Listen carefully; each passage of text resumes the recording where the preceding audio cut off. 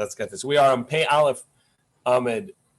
We are on Pei Aleph Amid Aleph 81a at the bottom, and the Mishnah introduced a new type of tumah, a tumah that could not have been known to anyone that there is a tumah. That's tumas hatahom.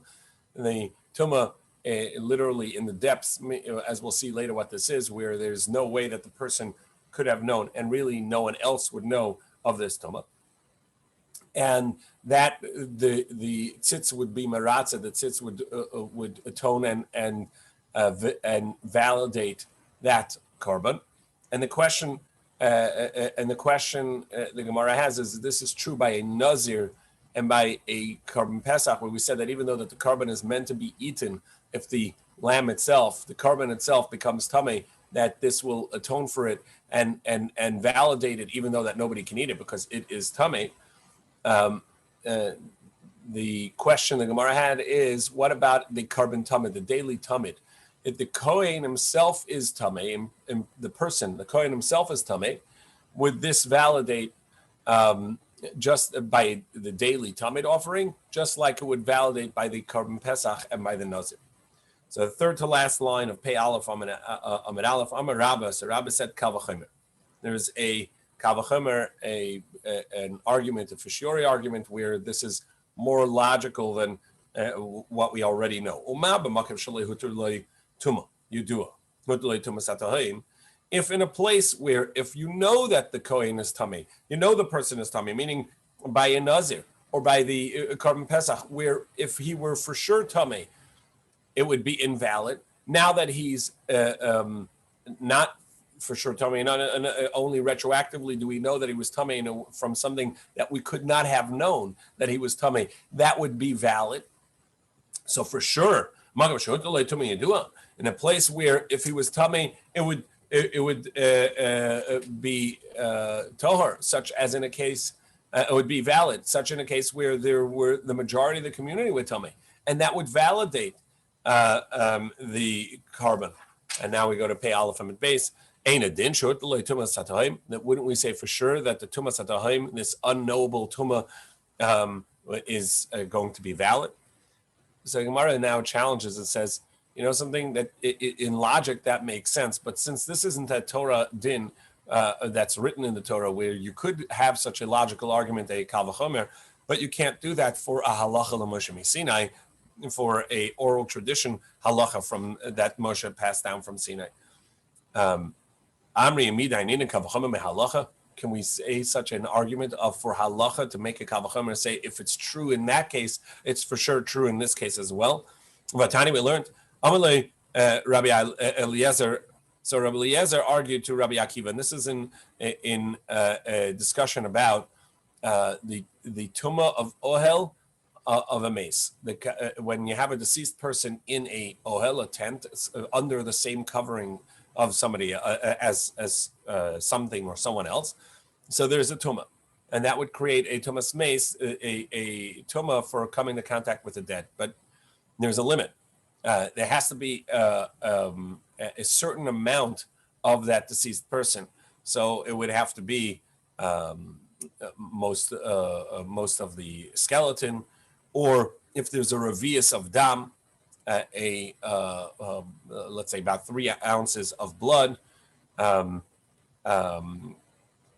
or how much as far as bone shards, it would be even a sa'ura. And so the Gemara wants to know, in regards to a nazir becoming tamei, what's the limit? Which the halacha is that a nazir, if a nazir is someone who accepted upon themselves a Nazirite oath, a nazir who will stay away from wine or anything that comes from the grape, or there's anything that they're not going to become tamei, and now they're coming into contact with part of somebody that is deceased, whether it's blood or bone shards. Now, the Gemara over there says that a nazir that comes in contact with a revius of blood does not have to, doesn't lose his Nazirite oath or his Nazirus and have to start over again.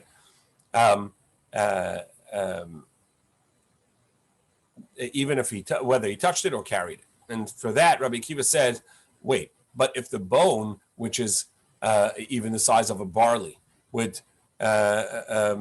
which is not sufficient to make tumah in a ohel, in a tent, yet the nazir who carries that is going to become tameh, a revius blood, which we said 3 ounces of blood in a tent would cause tumah. Wouldn't you say that if a nazir loses his nazirus, his nazirite oath, and has to start all over again on account of coming into contact with the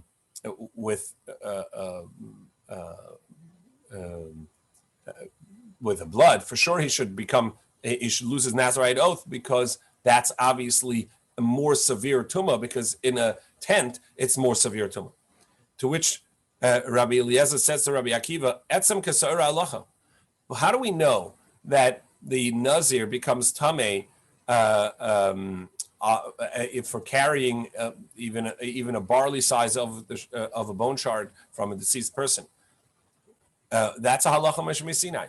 Revius dam kal v'chomer. And now you want to say, revius dam, this quarter lug or 3 ounces of blood is more severe or a more potent form of tumah from a deceased. So for sure it should make a nazir tummy. You can't say that, because you can't make a logical argument like that on a halacha mishmei Sinai. Done in kavachim halacha. So since you can't say halacha kavachim from halacha, here too, as the Gemara is going to tell us soon, we know this concept of tumas atahom, the unknowable tumah, from halacha mishmei Sinai, and a logical argument of kavachomer doesn't work. Ela amar Rava, rather Rava says yalaf me'adam pesach. We learn this from Karban Pesach. It says b'moy adoi in its time, and it says b'moy adoi over here by the Talmud, and so we're going to learn one from the other, and whatever halachas apply to here, apply over there as well. The Gemara says, "B'tumas atem gufa echiksi." Said Gemara, even though a moment ago the Gemara told us that there is nowhere in the Torah that tumas atahom is written. It's a halacha Moshe Sinai. It's a halacha from Moshe. Nevertheless, the Gemara at first, as it always does, will look for a source or a hint in the Torah. Amar Rabbi Lazar. Rabbi Lazar said, Amakra, it says in the pasuk v'chiyamas meis alav. It says in regards to the surprise tumah that comes to a nazir, v'chiyamas meis alav, and if someone were to die on him, so die on him, meaning b'mechuveres alav, when it's clear to him that happened. Ashkecha nazir, fine. So by nazir we know that it has to be that it's a knowable and known tumah. What about a Karban Pesach? By the person has to bring the Pesach. Amar Rabbi Yochanan Bakras, Rabbi Yochanan says in the pasuk over there, it says that somebody who's bringing Karban Pesach b'derech rechoika lachem, if he was in a way that was distant to him, and it says if he were tamei or in a distant way, lachem, to them, meaning b'mechaveres lachem, that you know that it's distant and you know that it's tamei. That means it has to be knowable. Reb Shimon ben Lakish Amar kederech. Now it's the juxtaposition to a path. Ma derech begilui, just like the path is a known and open path. Af tumah nami begilui, so too the tumah has to be in a path. To which the Gemara says no, can't be, because we have a halacha we learn. Nesave, we have a brisa. Ezu tumas atayim. We'll see this later. What constitutes a tumas atayim? Kol shalei hikir ba echad b'seifa ilam. It's a tumah that no one knows about it anywhere in the world. No one knows about this tumah. Hikr ba'echad ba'olam. If there's one person in the world, even if he's b'sof ha'olam somewhere else in the world, and he knows about this tumah, that doesn't count as tumas atayim. It's a noble tumah because someone knows about it. Ein zeh tumas atayim. Now, Rabbi Eliezer. So according to Rabbi Eliezer, says that we learn it from the fact that it says a dead person died upon him, meaning he knows about it. Dama mechaveres alav adi yadahu. Then it would seem only that specifically he has to know. And that's not the halacha. The halacha is that no one in the world knows. Even if he doesn't know, and if someone else knows, it counts. And according to Rabbi Yochanan, it says that it says, and if you're tummy or in a distant path to you, meaning the tumah is to you, the other betrain. So maybe multiple people have to know, but not one person as somewhere else in the world. So it would, maybe you would think that everybody has to know because it's like a path that's open to everybody to know. And over here, the halacha is no one knows besides for one person, and the count says okay. So rather, as the Gemara said before, this is halacha Moshe Sinai, passed down tradition from Moshe Rabbeinu, that there's a leniency on a tumah that no one can know, and this is a halacha not based on a verse in the pasuk. But nevertheless, even though that it is a halacha Moshe Sinai, this is a tradition orally from Moshe that a limit on the tumah, that if it's unknowable, no one in the world knows about it, that the korban would be valid. Nevertheless, the Chachamim sought and some hints in the psukim to place it upon that. Amar Bar Avashi. So Bar Avashi explained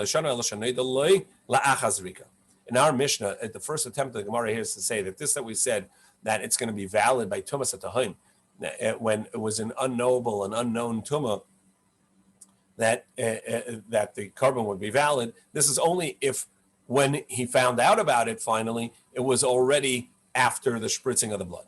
The chiyazuk dam shape is dark because when the blood was spritzed, it was valid.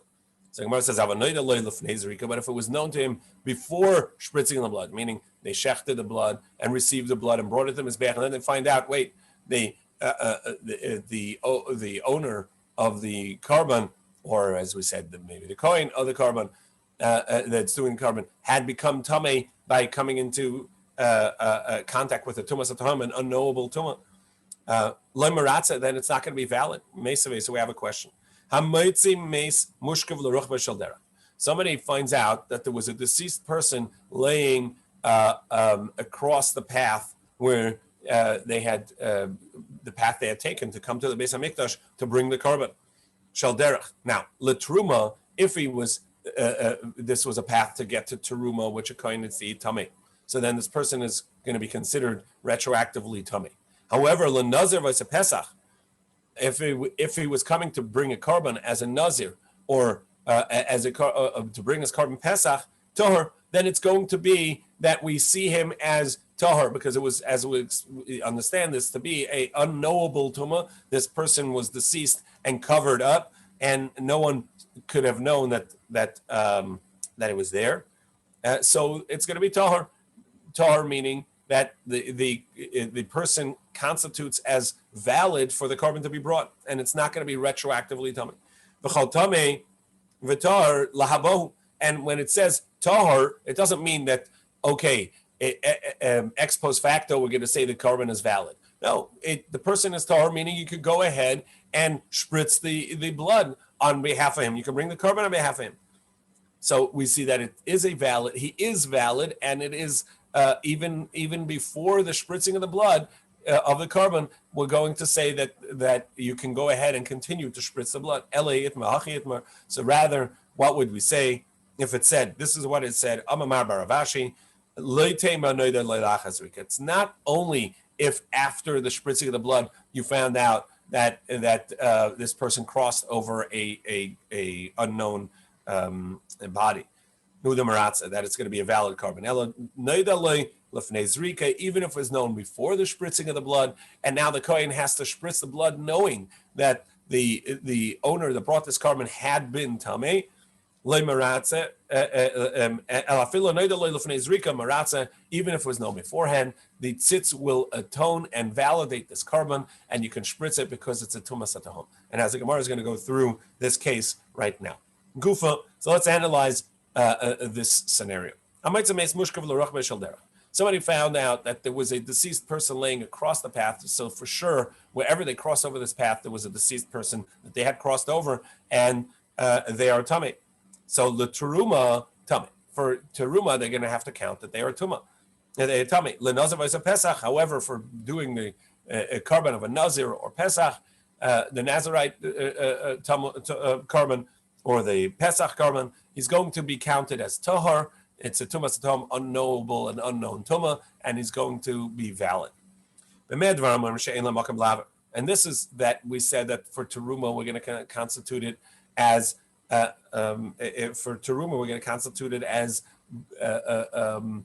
sure tameh. This is where there's no cross the walk along the path without crossing this deceased person. Aval yesh makom laver, but if there is a place to pass, afla truma tor, so too for truma you will be tor. And this is true if we find that the deceased person is whole, complete, meaning there's nothing, there's no gaps in the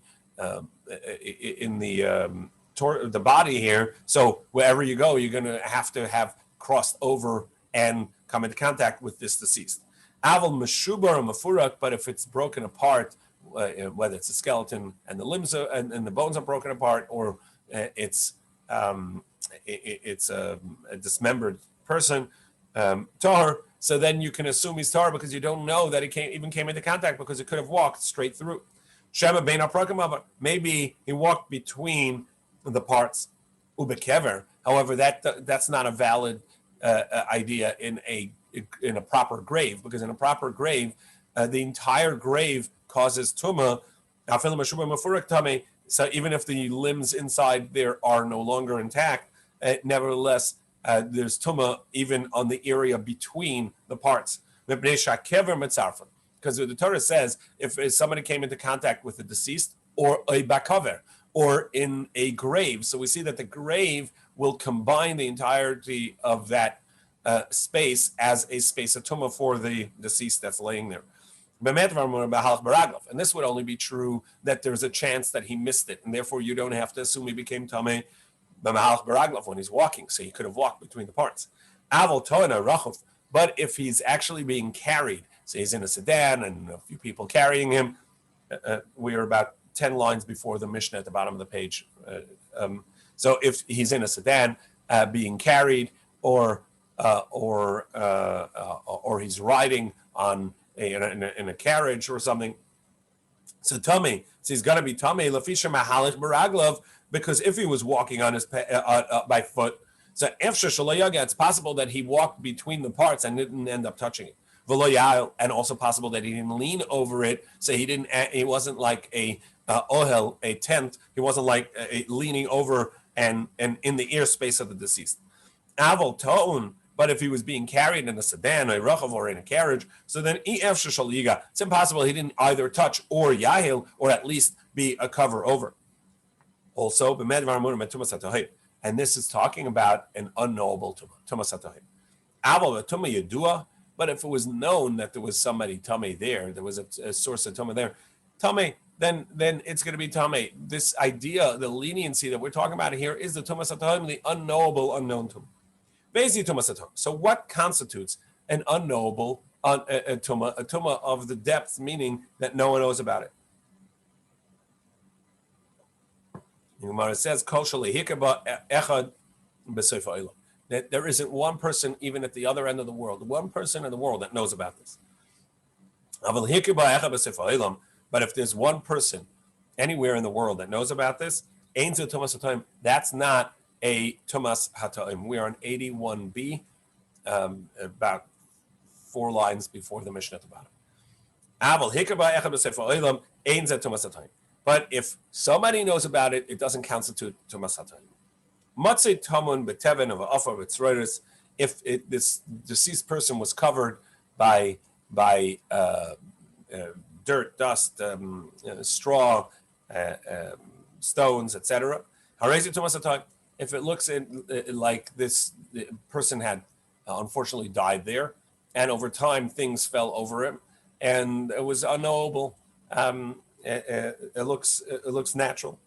However, b'mayim, if it was in the water, ba'afela, it was in the darkness, b'nekike saloim, or just in between some rocks, so that's true that you may not have noticed him right away, but somebody else could have noticed him already yesterday. Inza tumas hatohim. That doesn't count as tumas hatohim because it was visible and knowable. And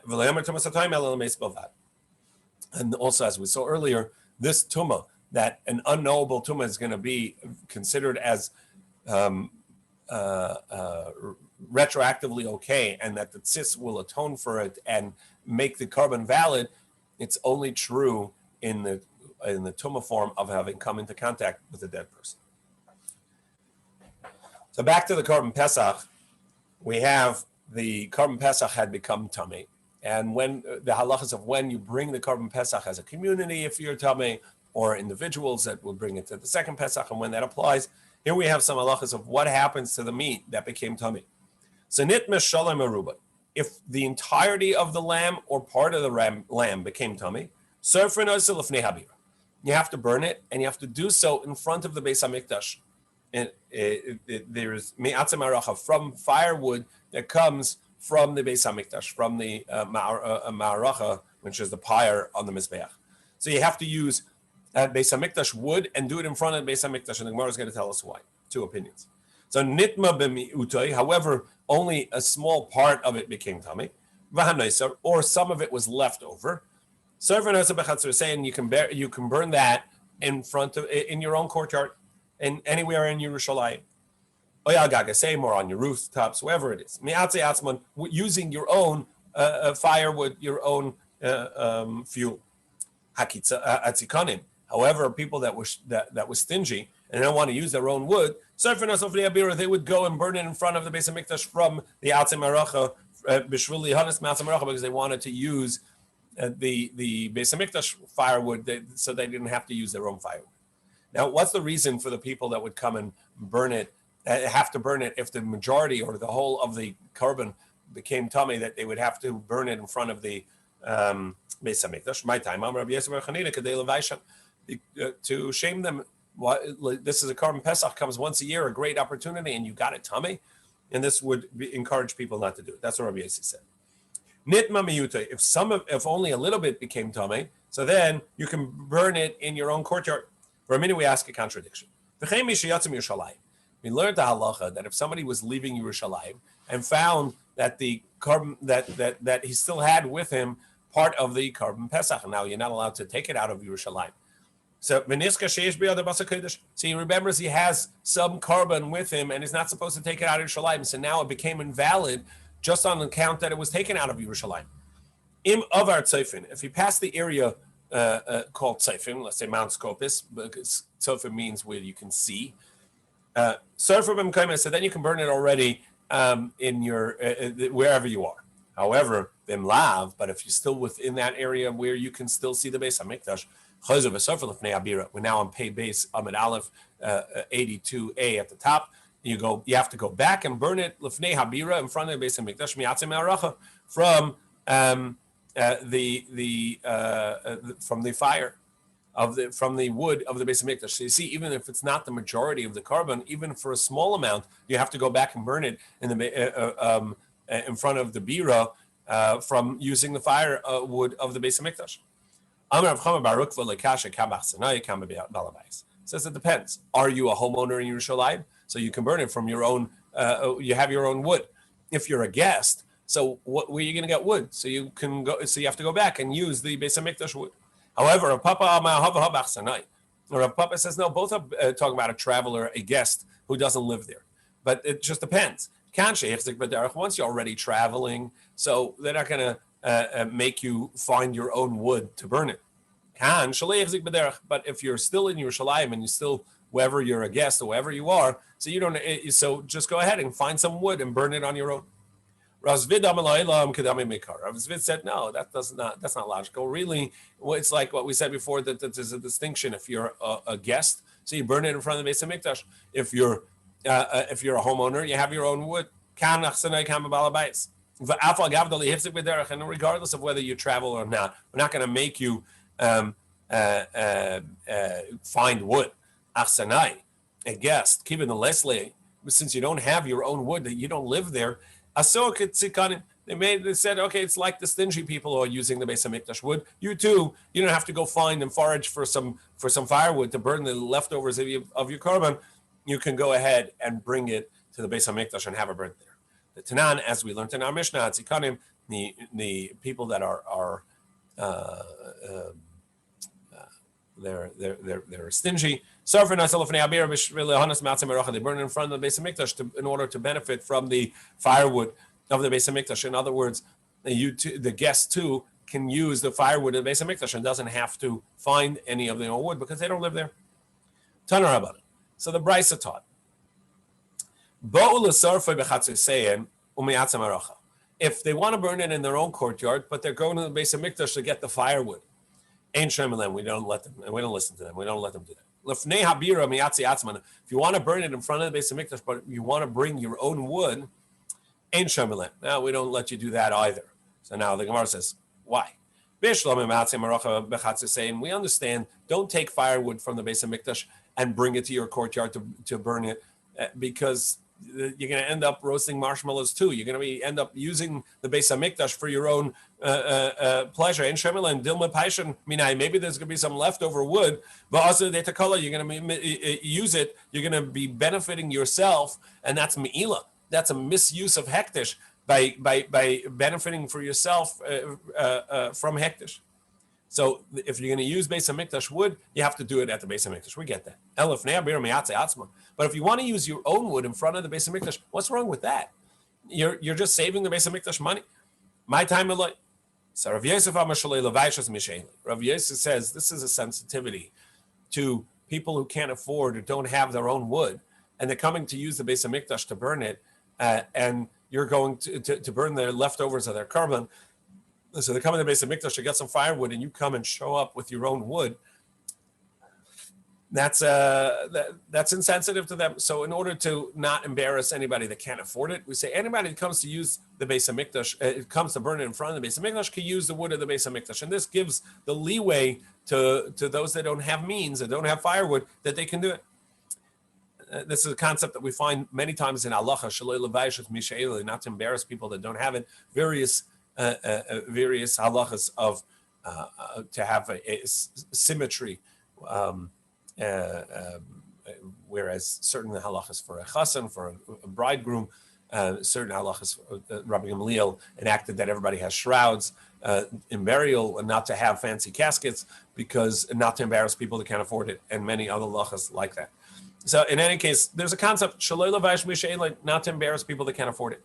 However, Rava says it's a different reason. The reason is because if you show up to the Beis Hamikdash and bring your own wood to burn, and then you ended up not needing some of the wood, and so you're going to take it with you back home, and people will say, look at this guy. Not only did he come to use the Beis Hamikdash wood for burning the leftover carbon, but now he's taking home some of the leftover wood. He's stealing. And so it's not going to look good. So my benayu, what distinction is there between these two reasons? If he's bringing palm fronds and reeds, which are never used in the Beis Hamikdash, so it's clear to everybody that he's bringing his own wood. So if it's about not embarrassing other people, that's still embarrassing. But if the reason is that people are going to assume that he's stealing from the Beis Hamikdash, this is clearly not stealing from the Beis Hamikdash, and there's no problem. Because that's never worthy of being on the Beis Hamikdash, on the Mizbeach. Tanan Hasam. Similarly, another machlokas like this, we learn the kohanim that are on duty that became tamei, they would all have to stand at a certain area at the eastern gate of the Beis Hamikdash. My time. What's the reason? Rav Yosef Kollel Vaishon. Rav Yosef, who earlier said that the reason why we don't allow people to bring their own wood is not to embarrass the poor. Over here says the reason that the kohanim that became tamei were placed there so that everybody see them and they feel ashamed that they had not taken care of themselves to not become tamei when they're on duty. Rava says no. Again, the same reason he said before, that people are going to misunderstand what's going on and accuse the person of stealing. So to hear people are going to say, you know why this coin is not working? Because he wants to get off, and even though he's on duty today, he wants to go and sell his stuff. He wants to go to business. He's got a business meeting he wants to go to. So my benayu. So what distinction is there between these two reasons? People who are retired, who are taking care of themselves and not working anyhow. So there's no reason to assume that they're not wanting to do the work of the Beis Hamikdash because they have another job to be at. They're not working now anyhow. Inami, the kagadol shishura, or they're doing kind of work of like making rope and twine. They're not skipping the work of the base of Mikdash in order to do a menial difficult job like that. So for somebody like that, maybe if he became tummy, doesn't have to stand at the door of the base of Mikdash, so that because there's nobody's going to accuse him of deliberately trying to not do the work. But that's according to Rava. But according to the reason that he should have been diligent and taken care of himself, and he didn't. So according to Rav Yosef, he should still be there. Besides for the invalidation that we had up until now of Tumah, there's another invalidation that we mentioned a few times. The concept of having taken the carbon outside of its space. The blood that needs to be spritzed needs to remain in the courtyard. It can't go into the inner chamber of the Beis HaMikdash or outside of the courtyard. If it became tamei, that's if the carbon itself became invalid.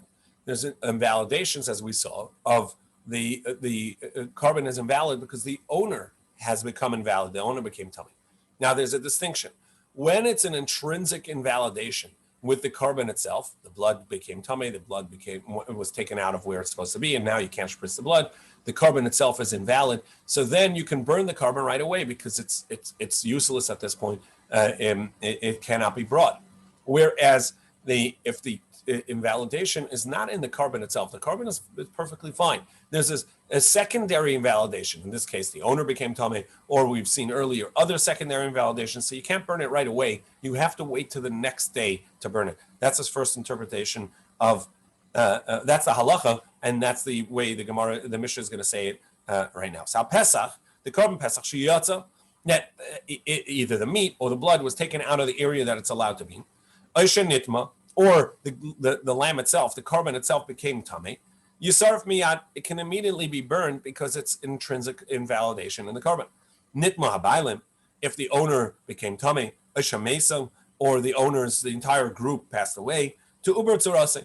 So then you cannot burn it right away because it's a valid carbon. You have to wait till the next morning. Next morning you can't burn it either because it's Yontif. So you have to wait till the second day of Yontif to burn it, but you have to wait at least overnight. So it intrinsically becomes invalid. The carbon itself is now intrinsically invalid. So therefore you burn it on the 16th because you can't burn it on Yontif. However, Rabbi Yochanan ben Breka Eimer, Avse Yisarf Miyad. If there are no owners that are valid for the carbon, that can eat the carbon, that is also an invalidation intrinsically because a carbon Pesach is made to be eaten. So that's also, he holds an intrinsic invalidation of the carbon, and you can burn it right away because it doesn't have anybody that can eat this carbon. So we know the invalidation of Tumah, and that needs to be burned. Bishlam Tamei, so Gemara says, okay, it's understandable that the carbon that became tamei has to be burned. How do we know that? Any meat of the carbon that touched anything that's tamei may not be eaten, and it's got to be burned in a fire. But how do we know that there's invalidation when the blood or the carbon is taken out of the area that it's meant to be in? How do we know that?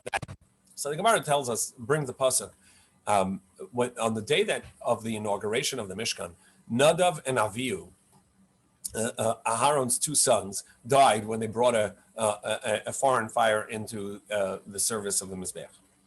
And the karbanos that Aharon had brought, that they burnt. And Moshe asked him, why did you burn the carbon? Why didn't you eat the carbon? And this is the inauguration carbon. You should have eaten it. And Moshe asked them, as the Gemara is going to tell us, did this become invalid by being brought inside the Mishkan? It was meant to be in the courtyard, and you brought it into the Mishkan, and that's why it became invalid? And he said, no. So Moshe said, so then why did you burn it? Why didn't you eat it? Hein lohuva es dama la kodesh panima. The blood had not been brought into the kodesh itself, into the inside of the Beis HaMikdash, or the Mishkan, the tabernacle. So the Gemara now elaborates. It says, Moshe said to Aaron, why didn't you eat the carbon chatas? Shema nichnas dama lefnai v'lefnim. Did the blood go into the inner chamber? Amalei lav said no. Amalei shema chutzim chitzasi. Maybe it was taken outside of the courtyard, the curtains of the courtyard. Amalei lav. It says no. But kodesh hayisa. It remained in the kodesh, in the courtyard, properly where it's supposed to be. Amalei kodesh hayisa. If it was in the kodesh and it wasn't taken in further than it was allowed to go, and taken out further than it was allowed to go, and behold, the blood had not been brought inside the kodesh. So why didn't you eat it? Why did you burn it? From there, we can deduce if it did leave its area where it's supposed to be, then you have to burn it. You're not allowed to eat it. That would be something that you burn. Now, bishlam and so if it became tamei, galer achmana bekachim kalan. The Torah told us even by a minor kachim, a minor korban, that if it became tamei, you have to burn it. And then I could say kol shekem bekachim kachim for sure by the supreme kodesh that you would have to burn it. Ela yotze, but taking it out. It only says it by a kachim, by a chatas, by a more supreme kodesh.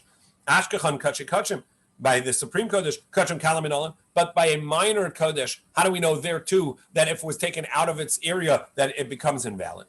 And besides vasu hatanyalan, but besides for that, we have learned dama nishbach, Tanya lun dama. Sorry, but Tanya we learned lun dama. If the blood of the korban was left overnight, and it hadn't been spritzed on that same day that the korban was brought, it has to be on that same day. The sun set; it's into the night. That's the blood is beyond its time, and it becomes invalid. So what's the halacha? We turn to pay base Amit base 82b nishbach dama, or the blood. It wasn't left overnight. It's still the same date, but it's spilled on the ground, and now you don't have it in a vessel, so it's invalidated. Or yatsa dama, or the blood was taken out of the area that's meant to be luchutz l'kalayim, outside of the courtyard curtains, the kaimalon b'sreifa, where you have to burn it, because these are 4 invalidations of the blood itself. Minolan, how do we know this halacha? So Gemara says, Nafkalam in Rabbi Shimon. We learn it from the teaching of Rabbi Shimon and Tanya. Rabbi Shimon says, Ba'kodesh be'es tisarif. In the courtyard, you burn it by fire. Limit achata shesifasa ba'kodesh. So we know that the karba chatas has to be burned in the courtyard. Ainli elazu bilvad. So you see, that has to be in its area. Maybe this is only true.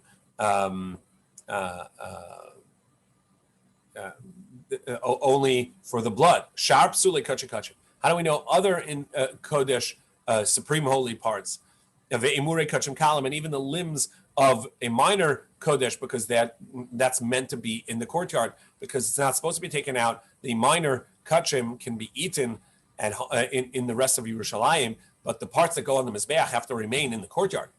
However, so how do we know that these two have these invalidations of leaving the area it's supposed to be? It has to remain in the kodesh, and that's where you burn it. And so if it goes out of the kodesh, that's going to be invalidation. Ashkacha kachim, so supreme kodesh karbanos, and kachim kalam, and minor kodesh karbanos that are allowed to go in Yerushalayim. Minor kachim are allowed to be taken out whenever it does need to be burned.